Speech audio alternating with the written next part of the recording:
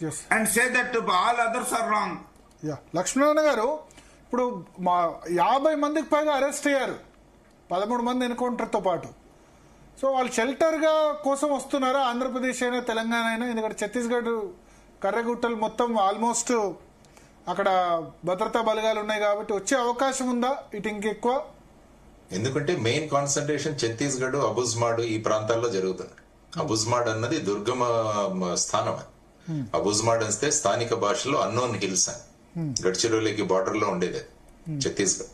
కాబట్టి ఆ ప్రాంతంలో ఇప్పుడు ముఖ్యంగా టెక్నాలజికల్ ఇన్నోవేషన్స్, డ్రోన్స్, తర్వాత వచ్చేసి ఈ టెక్నాలజీ వల్ల మూమెంట్స్ అన్నది క్లియర్ గా కనపడుతున్నాయి. కాబట్టి మెయిన్ కాన్సన్ట్రేషన్ ఆ ప్రాంతంలో జరగడం వల్ల సో మిగతా ప్రాంతాలకు వెళ్లిపోయే ప్రయత్నాలు జరుగుతున్నాయి. అది క్లియర్ గా, ఎందుకంటే ఇప్పుడు చూసుకున్నా మనకు తెలంగాణలో కొద్దిగా ఉండింది కానీ ఆంధ్రప్రదేశ్ లో టోటల్ గా except AOB Andhra Orissa border తప్ప మిగతా ఎక్కడ కూడా వీళ్ళ మూవ్మెంట్స్ కనపడలేదు.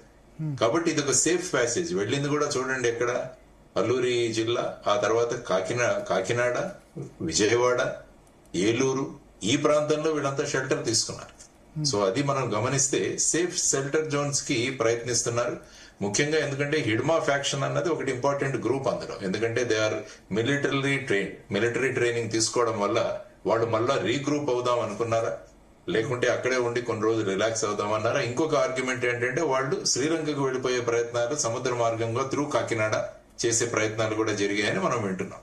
సో ఫైనల్ గా ఏంటి అన్నది వీళ్ళ ఇంట్రాగేషన్ తర్వాత వాళ్ళ క్వశ్చనింగ్ ద్వారా తెలుస్తుంది మనకి. సో అల్టిమేట్లీ అక్కడ ప్రెషర్ ఉండడం వల్ల ఈ ప్రాంతానికి వచ్చినట్టు మనం తీసుకోవచ్చు. కాబట్టి వారు అన్నట్టు ఇంతకుముందు వాళ్ళందరినీ కూడా పట్టుకున్నారు. ఎవరిని కూడా ఆ విధంగా కావాలంటే వీళ్ళందరినీ కూడా మాయం చేసి ఉండొచ్చు కదా. ఆ బిల్డింగ్ లో 27-28 మంది దొరికారు. వాళ్ళని కూడా తీసుకుపోయి ఎక్కడైనా ఈ విధంగా వాళ్ళని కూడా అంతమందించడం చేయలేదు ఆ విధంగా.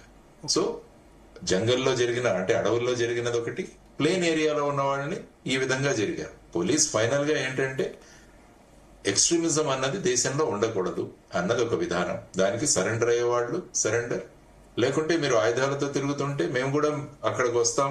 సో ఈ ఎక్స్చేంజ్ ఆఫ్ ఫైర్స్ అన్నవి జరుగుతుంటాయి. సో ఆ విధంగా దీన్ని ఈ విధంగా చిత్రీకరించడం అన్నది ఈ సబబు కాదన్నది మనం మాట్లాడుతున్నాం. వీళ్ళందరూ కూడా జనజీవనంలో రావాలి.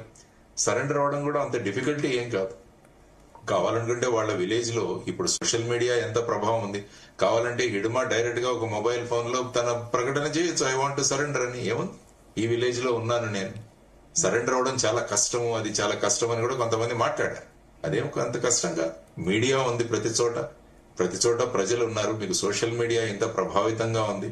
సో సరెండర్ అవడానికి వీళ్ళకి అవకాశం ఇవ్వట్లేదన్న వాదనలో కూడా పెద్ద తథ్యం నాకేమీ కనపడలేదు. ఎందుకంటే సరెండర్ అయిన సంఘటనలు మొన్నే చూసాం, మహారాష్ట్రలో పెద్ద పెట్టున, ఛత్తీస్గఢ్ లో కూడా జరిగాయి. కానీ నేను ఇదే పట్టుకుని వెళతాను అంటే ఫైనల్ గా there is no other go. శ్రీలంకకు అంటే వెళ్ళడం ఈజీ అయినా కాకినాడ ఈ మత్స్యకారుల బోట్ ద్వారా, అక్కడ మత్స్యకార బోట్ ద్వారా చాలా మంది అటు వెళుతుంటారు. మత్స్యకార బోట్ల ద్వారా వెళ్ళిపోవచ్చు, అందులో ఏం పెద్ద డిఫికల్టీ ఏం కాదు. బట్ శ్రీలంక నేవీ గానీ వాళ్ళు గానీ అక్కడ ఆపే అవకాశం ఉండదా? అంటే ఏమవుతుందంటే ఆపే అవకాశం ఉంటుంది, కానీ why not we take a chance అన్న భావనలో ఉంటుంది. ఓకే, ఒక ఛాన్స్ తీసుకొని ఇక్కడ ప్రెషర్ పెరుగుతోంది కాబట్టి మనం తప్పించుకుందాం అన్నది ఒకటి. It is only one of the speculations. అంటే అందులో ఖచ్చితంగా వాళ్ళు శ్రీలంకకు వెళ్ళాలి అనుకున్నారన్నది ఎక్కడ రాలేదు. వన్ ఆఫ్ ది స్పెక్యులేషన్ ఈ విధమైన రూట్ లో రావడం, ఎస్పెషల్లీ కాకినాడ లాంటి ప్రాంతానికి రావడం, అది కూడా ఒకటి మనం గమనించాల్సిన. అంటే లొంగిపోదామన్న ఇంటెన్షన్ అయితే మీకు కనిపించట్లేదు హిడ్మా ఇక్కడికి రావడం వెనుక. చెప్తున్నాం కదా, లొంగిపోవడం అంటే చాలా సులభం, లొంగిపోవడం అంత డిఫికల్టీ ఏం కాదు. దానికోసం ఇక్కడి వరకు రావాల్సిన అవసరం లేదు. ఛత్తీస్గఢ్ లోనే లొంగిపోవచ్చు, అక్కడ కూడా ప్రభుత్వాలు లొంగిపోమనే చెబుతున్నాయి. లొంగుబాటు కూడా జరిగాయి. ఛత్తీస్గఢ్ డిప్యూటీ చీఫ్ మినిస్టర్ స్వయంగా వాళ్ళ తల్లికి వెళ్లి విజ్ఞప్తి చేశారు. అవును, బట్ ఆయనకు అక్కడ లొంగిపోవడం ఇష్టం లేదు, తెలంగాణ ఆంధ్రప్రదేశ్, ఎందుకంటే చాలా మందిని అక్కడ వాళ్ళని చంపారు కదా, ఆ ఉద్దేశంతో ఇక్కడికి వచ్చారని చెప్తున్నారు కొద్దిమంది. మరి వచ్చినప్పుడు డైరెక్ట్ గా తను చెప్తున్నాడు కదా, ఇప్పుడు వాళ్ళ దగ్గర కూడా ఈ మొబైల్ ఫోన్స్ ఇవన్నీ ఉన్నాయి, సోషల్ మీడియా ఉపయోగించుకోవచ్చు, ఆ విధమైన ప్రయోజనం చేయొచ్చు కదా, ప్రయోగాలు చేయొచ్చు. కానీ అది చేయకుండా జరిగిన ఈ అంశాన్ని మనం చూడాల్సిన విషయం ఉంది. ఓకే, థ్యాంక్ యూ అండి భరత్ గారు. నేను thank you Lakshminarayana very much. మిగతా వారందరికీ కూడా చర్చలో ఉన్న వారికి నమస్కారం. Thank you. మనతో పాటు వేణుగోపాల్